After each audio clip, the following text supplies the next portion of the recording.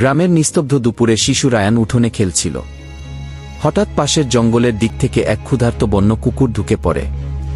Ryan কিছু বুঝে ওঠার আগেই কুকুরটি ঝাঁপিয়ে পড়ে, তার ছোট্ট চিৎকার আকাশ কেটে যায়।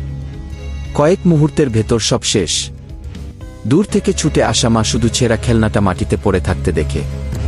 চারপাশে নিস্তব্ধতা, কেবল দূরে সেই কুকুরের গর্জন মিলিয়ে যাচ্ছে। সবাই চ্যানেলটা সাবস্ক্রাইব করে দিন বাংলা টিভি।